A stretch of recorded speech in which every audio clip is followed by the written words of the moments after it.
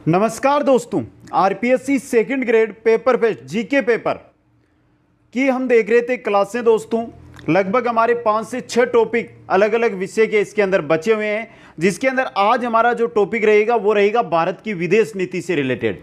भारत की विदेश नीति की विशेषताएं और उनमें नेहरू का जो योगदान है उनके बारे में आज की इस क्लास के अंदर हम करने वाले हैं चर्चा। दोस्तों संपूर्ण टॉपिक रहेगा, बहुत ही इंपॉर्टेंट टॉपिक है, इसलिए अंत तक बने रहें। और आप सभी के लिए खास ऑफर, जो भी साथी पेपर पेस्ट के लिए जो नोट्स है पीडीएफ है वो प्राप्त करना चाहते हैं, वो कुचामन ऑनलाइन क्लासेज ऐप के स्टोर से जल्दी से कर ले। दोस्तों बहुत कम समय के लिए स्पेशल ऑफर आपके लिए चल रहा है। दोस्तों शुरू करते हैं आज की क्लास को। वीडियो को लाइक शेयर और जो नए साथी है वो चैनल को सब्सक्राइब जरूर करें।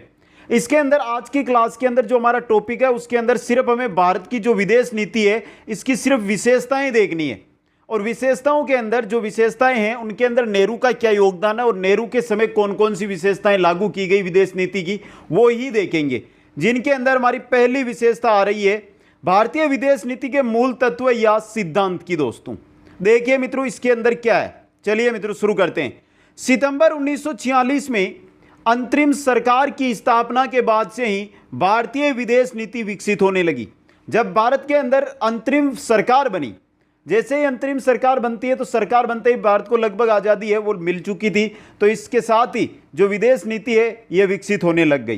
पंडित जवाहरलाल नेहरू ने स्पष्ट कहा कि स्वतंत्र भारत अंतर्राष्ट्रीय क्षेत्र में एक स्वतंत्र नीति का अवलंबन करेगा। दोस्तों पंडित जवाहरलाल नेहरू ने कहा था कि भारत स्वतंत्र है और यह जो अंतर्राष्ट्रीय क्षेत्र है उसके अंदर एक स्वतंत्र नीति का पालन करेगा। दोस्तों और किसी गुट में सम्मिलित नहीं होगा, क्योंकि कोई भी गुट है उसका सम्मिलित हुए नहीं होगा, साथ दे सकता है नहीं दे सकता है, यह भारत पे रहेगा। भारत दुनिया के किसी भी भाग में उपनिवेशवाद व प्रजातीय विभेद का विरोध करेगा। उपनिवेशवाद, क्योंकि भारत ने इसको बहुत दिनों तक झेला, तो भारत कोई सा भी क्षेत्र हो विश्व का दुनिया का, उसमें अगर प्रजातीय विभेद है या फिर वहां पर उपनिवेशवाद की स्थापना हो रही है तो उसका क्या करेगा, पुरजोर विरोध करेगा और विश्व शांति के समर्थक देशों के साथ सहयोग करेगा। जो विश्व शांति के लिए तैयार है उन देशों के लिए क्या करेगा, भारत सहयोग करेगा। भारत की विदेश नीति का समीक्षात्मक विश्लेषण करें तो निम्नांकित विशेषताएं हमारे सामने प्रकट होती है, जो इस प्रकार है। अब एक एक भारत की जो विदेश नीति है उसकी विशेषताओं के बारे में हम चर्चा करेंगे। और सबसे पहली जो हमारी विशेषता आ रही है वो आ रही है गुट निरपेक्षता की नीति। किसी का साथ नहीं, किसी भी गुट में शामिल नहीं, गुट निरपेक्ष, सभी गुट से निरपेक्षता। देखिए क्या चीज है ये। विश्व राजनीतिक में भारतीय दृष्टिकोण मुख्यतया असंलग्नता अथवा गुट निरपेक्षता का रहा है। कहने का मतलब विश्व की जो राजनीति है उसके अंदर हम भारत की ओर से देखें तो भारत है जो गुट निरपेक्षता की ओर रहा है। दोस्तों किसी गुट में शामिल नहीं रहा। दोस्तों इसे भारतीय विदेश नीति का सार तत्व कहा जाता है। मुख्य तत्व, सार तत्व है गुट निरपेक्षता। जब भारत स्वाधीन हुआ तो उसने पाया कि विश्व की राजनीति में दो विरोधी गुटों में बंट चुकी है। जो विश्व की राजनीति थी भारत की स्वतंत्रता के समय दो गुटों के अंदर बटी हुई थी मित्रों। अब देखिए, एक गुट का नेता संयुक्त राज्य अमेरिका और दूसरे का था सोवियत संघ। दोस्तों एक जो दो गुट बने, एक गुट बन गया उसका मुख्य नेता यानी मेन नेता बन गया, वो बन गया संयुक्त राज्य अमेरिका। दूसरे का बन गया सोवियत संघ, जो बाद में टूटकर अनेक खंडों में विभक्त हो गया था। विश्व के अधिकांश राष्ट्र दो विरोधी खेमों में विभाजित हो गए। बहुत सारे जो राष्ट्र हैं वो संयुक्त राज्य अमेरिका की ओर चले गए, बहुत सारे राष्ट्र हैं वो सोवियत संघ की ओर चले गए और भीषण शीत युद्ध प्रारंभ हो गया। शीत युद्ध का क्षेत्र विस्तृत होने लगा और इसके साथ साथ एक तीसरे विश्व युद्ध की तैयारी भी होने लगी। ऐसी स्थिति के अंदर स्वतंत्र भारत के लिए यह एक विकट समस्या थी कि इस स्थिति में वह क्या करे। समस्या यह आ गई कि किसका साथ दे। दो गुट और दो गुट, लगभग पूरा विश्व है दो गुटों में बटा हुआ है, तो भारत ऐसी स्थिति में क्या करे। अब देखिए भारत ऐसी स्थिति में क्या करता है। ऐसी स्थिति में भारत या तो दोनों में से किसी एक का साथ पकड़ सकता था अथवा दोनों से पृथक रह सकता था। दो ही काम थे, या तो संयुक्त राज्य अमेरिका की ओर जाओ या सोवियत संघ की ओर जाओ। अगर दोनों में से किसी के पास नहीं जा रहा है तो क्या रहे, पृथक, कि मैं किसी के साथ नहीं हूं। अब देखिए यहां पे भारत के नीति निर्धारक कहने लगे कि वे संसार के किसी भी गुट में सम्मिलित नहीं होंगे। गुटबंदी में शामिल होना न तो भारत के हित में था और न संसार के हित में। अंतर्राष्ट्रीय राजनीति के सभी प्रश्न पर वे गुटनिरपेक्षता की नीति का अवलंबन करेंगे। भारत ने दोनों गुटों से पृथक रहने की जो नीति अपनाई उसे ही क्या कहा जाता है, गुटनिरपेक्षता की नीति के नाम से जाना जाता है।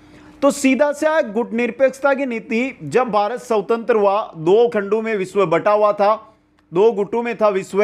अब भारत के सामने समस्या थी कि या तो जाए संयुक्त राज्य अमेरिका के साथ या जाए सोवियत संघ के साथ। लेकिन भारत के जो राजनीतिक विश्लेषक थे उन्होंने क्या कहा कि आप किसी के साथ ना जाइए, आप गुटनिरपेक्ष रहिए, आप अपने आप पर रहिए, किसी का साथ मत दीजिए दोस्तों। यही थी भारत की गुटनिरपेक्ष नीति दोस्तों। दूसरी जो भारत की विदेश नीति की विशेषता है वो है शांति की विदेश नीति। भारत की नीति रही है विदेशों के साथ शांति बनाए रखने की। अब देखिए इसको पढ़ते हैं। भारत की विदेश नीति सदैव ही विश्व शांति की समर्थक रही है। भारत की मुख्य विदेश नीति है यह है कि भारत है जो शांति चाहता है और विश्व में क्या बनी रहे, शांति बने रही।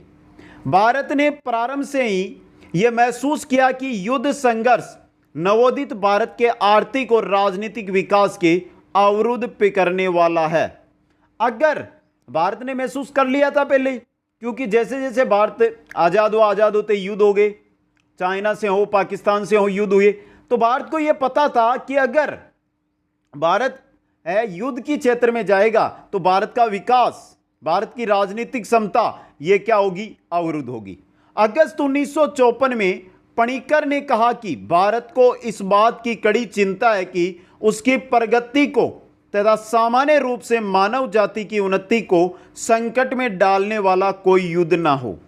क्या कहना है, 1954 के अंदर पणिकर ने कहा था कि भारत को एक ही बात की चिंता है कि भारत की प्रगति और मानव जाति की उन्नति, इनको संकट में डालने वाला कोई युद्ध ना हो दोस्तों। 1956 में सवेज नहर के संकट के कारण भारत की आर्थिक योजनाएं अत्यधिक प्रभावित हुई। 1956 के अंदर हुआ था सवेज नहर संकट, और उसके कारण जो भारत की आर्थिक योजनाएं थी वो क्या हुई थी, बहुत बुरी तरह चौपट हुई थी, अत्यधिक प्रभावित हुई थी दोस्तों। आगे देखिए, 1967 में अरब इजराइल युद्ध के कारण भारतीय अर्थव्यवस्था बुरी तरह लड़खड़ाने लगी थी। जब अरब और इजराइल युद्ध हुआ था तो उस समय जो भारतीय अर्थव्यवस्था है तब भी क्या हो गई थी, लड़खड़ाने लग गई थी दोस्तों। अब आगे देखिए मित्रों, शांतिवादी नीति की घोषणा करते हुए नेहरू ने कहा था कि हमारी पहली नीति तो यह होनी चाहिए कि हम ऐसी भीषण आपत्ति को घटित होने से रोकें, दूसरी नीति इससे बचने की होनी चाहिए और तीसरी नीति भी स्थिति बचाने की होनी चाहिए। यदि युद्ध छिड़ जाए तो हम उसे रोकने में समर्थ हो सके। तो जो शांतिवादी नीति है इसकी घोषणा नेहरू जी ने की, और नेहरू जी ने घोषणा करते हुए कहा था कि हमारी पहली नीति यह होगी कि जब भीषण आपत्ति हो तो उसको घटित होने से हम क्या करेंगे, रोकेंगे। दूसरी नीति हमारी रहेगी कि अगर है तो उससे बचने का प्रयास करेंगे, और तीसरी नीति की स्थिति से बचाने की होनी चाहिए, यानी कि उस स्थिति से हम कैसे बचें यह होनी चाहिए दोस्तों। अब देखिए, यदि युद्ध छिड़ जाए तो हम उसे रोकने में समर्थ हो सकें, यह हमारी नीति होनी चाहिए। अतः अंतर्राष्ट्रीय विवादों के निपटारे के लिए भारत शांतिमय साधनों, द्विपक्षीय या त्रिपक्षीय वार्ताओं व समझौतों, मध्यस्थता, पंच निर्णय या विवांचन आदि पर क्या देगा, बल देता है। भारत जब भी ऐसी लगता है कि यहां पर किसी न किसी प्रकार की युद्ध जैसे हालात हो सकते हैं या विपत्ति आ सकती है, तो वहां पर द्विपक्षीय, त्रिपक्षीय वार्ता, मध्यस्थता, इनके द्वारा उस मुद्दे को सुलझाने का प्रयास करेगा दोस्तों। उदाहरण, स्वतंत्रता प्राप्त के समय से नदियों के पानी पर चल रहे भारत पाक विवाद के कारण जो दोनों देशों के मध्य तनाव था, उसे 1960 में सिंधु जल संधि द्वारा क्या किया गया, हल किया गया। सिंधु जल संधि को लेकर क्या किया गया, इसको हल किया गया। इसके बाद दोस्तों कच्छ के प्रश्न को लेकर जब 1965 में पाकिस्तान ने भारत पर आक्रमण किया तो भारत ने समस्या के शांतिपूर्ण हल के लिए त्रिसदस्यीय ट्रिब्यूनल स्थापित करना क्या कर लिया, स्वीकार कर लिया।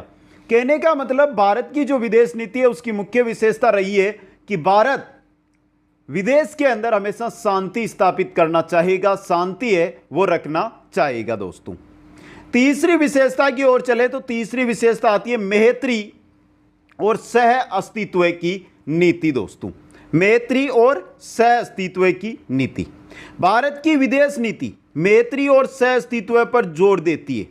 भारत की यह धारणा रही है कि विश्व में परस्पर विरोधी विचारधाराओं में सह अस्तित्व की भावना पैदा हो। यदि सह अस्तित्व को स्वीकार नहीं किया जाता है तो आणविक शस्त्रों से समूची दुनिया का ही विनाश हो जाएगा। सह अस्तित्व को स्वीकार किया जाए, अगर सह अस्तित्व को स्वीकार नहीं किया गया तो भारत के अंदर या विश्व के अंदर क्या होगा, एक ऐसा समय आएगा जब जो आणविक हथियार है उनसे पूरी समूची जो हमारी धरती है वो क्या हो जाएगी, नष्ट हो जाएगी, विनाश हो जाएगा। इसी कारण भारत ने अधिक से अधिक देशों के साथ मैत्री संधि यानी कि मित्रता और व्यापारिक समझौते किए हैं। भारत चाहता है कि भारत का सभी देशों के साथ संबंध अच्छे हो, दोस्तों वाले संबंध हो, व्यापारिक रिश्ते उनके साथ हो, यह भारत चाहता है।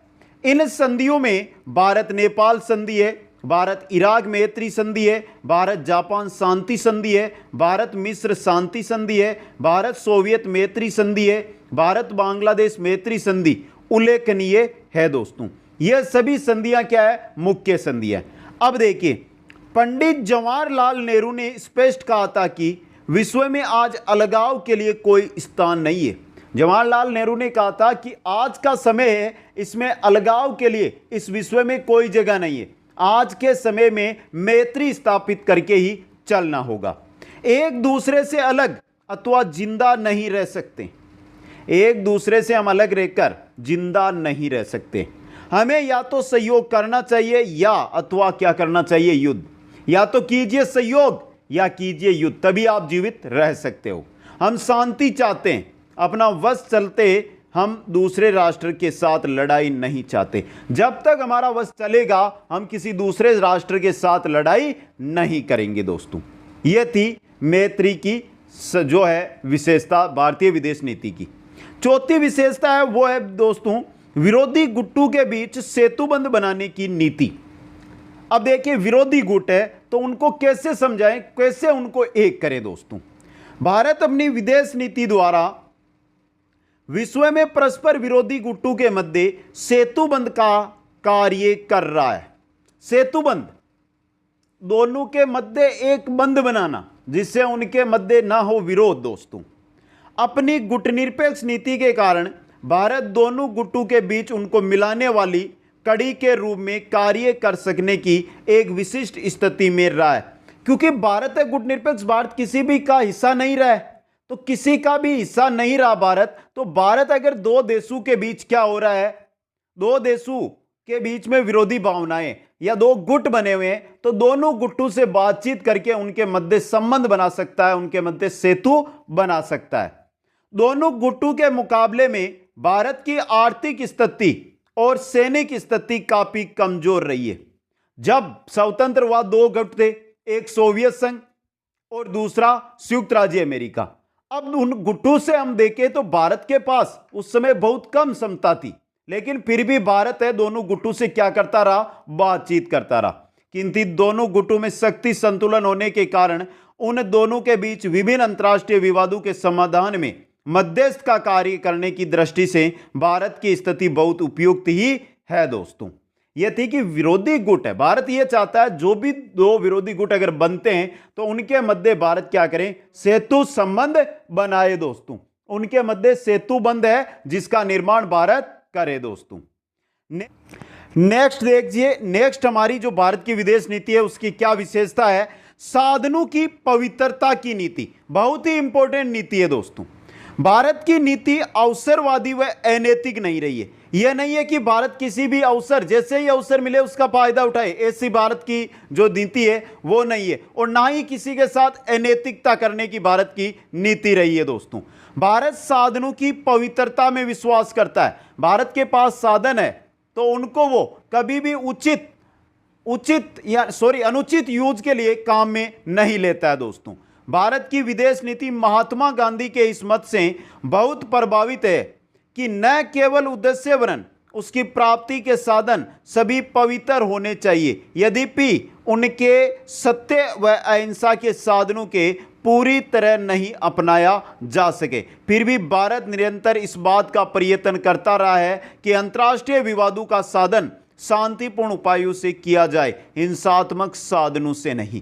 तो साधनों की पवित्रता का नीति है। इसका मतलब यह है कि जब भी कोई अंतर्राष्ट्रीय विवाद पैदा हो तो उसको हिंसात्मक साधनों से हल ना किया जाए। उसको कैसे हल किया जाए? उसको शांतिपूर्ण उपायों से, मध्यस्थता से, बातचीत से, वार्तालापों से, इनके द्वारा उसको क्या किया जाए? हल किया जाए दोस्तों। अब देखिए, स्वयं भारतीय संविधान में कहा गया है, अंतर्राष्ट्रीय शांति और सुरक्षा का राष्ट्रों के बीच न्यायपूर्ण व सम्मानपूर्ण संबंधों को बनाए रखने का, संगठित लोगों के एक दूसरे के व्यवहारों में अंतर्राष्ट्रीय विधि व संधि बंधनों के प्रति आधार बढ़ाने का, अंतर्राष्ट्रीय विवादों को मध्यस्थता द्वारा निपटाने के लिए प्रोत्साहन देने का इत्यादि का भारत क्या करेगा? प्रयत्न करेगा। यदि साधनों की श्रेष्ठता में भारत का विश्वास न हो तो 1965 का ताशकंद समझौता, 1972 का शिमला समझौता कभी नहीं किया जाता।